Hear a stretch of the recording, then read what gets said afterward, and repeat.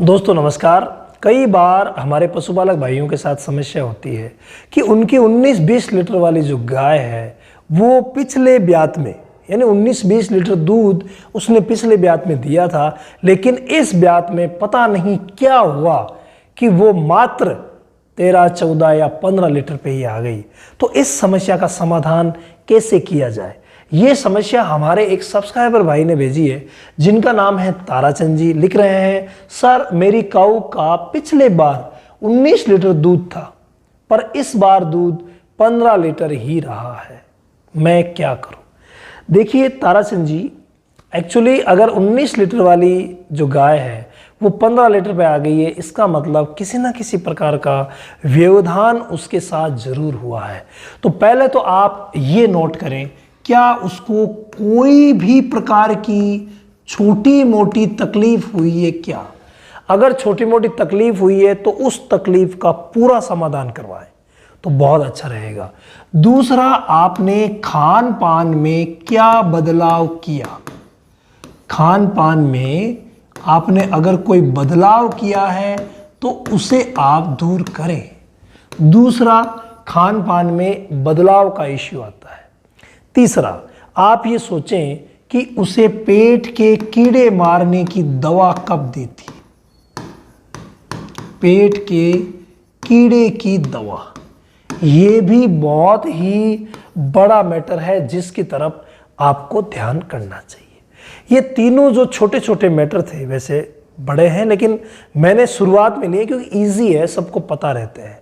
तो ये तीनों अगर नहीं है तब आपका ध्यान दो चीज़ों की तरफ जाएगा।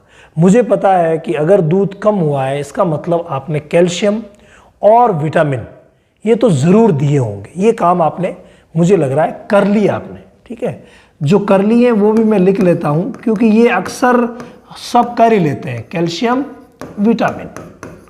और विटामिन में क्या करते हैं, मल्टीविटामिन दे देते हैं और कैल्शियम दे देते हैं। ये काम हम कर लेते हैं, लेकिन दो चीज़ों की तरफ हमारा ध्यान नहीं जाता।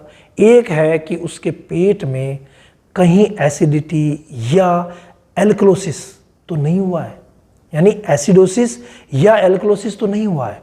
आप उसके रूमन की पीएच एक बार जरूर जांच करवा लें। पीएच ऑफ रूमन, यानी रूमन की पीएच अगर आप जांच करवा लेंगे तो आपको बहुत ज़्यादा फायदा मिलेगा। अगर पीएच डाउन है तो मीठा सोडा खिलाइए, वो बहुत अच्छी तरीके से वापस दूध पे भी आएगी और जो भी खाएगी पिएगी वो अच्छा गुण लगेगा उसे।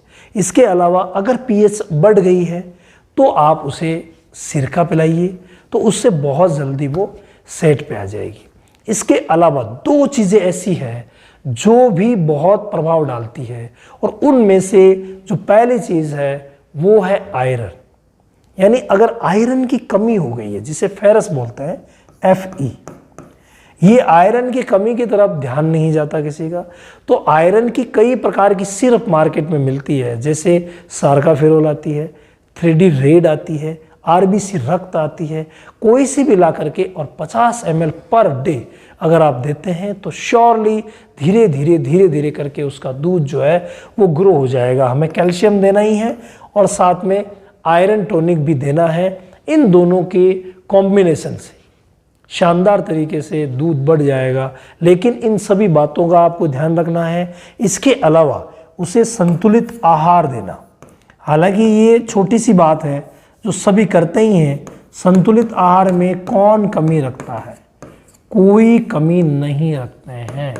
तो संतुलित आहार भी देना बहुत ज़्यादा ज़रूरी है, और इन सभी चीज़ों को अगर आप नोट आउट करके और पूरा करें तो आपकी जो 19 लीटर वाली है वो वापस 19 से 20 पे आएगी, कम नहीं रहेगी।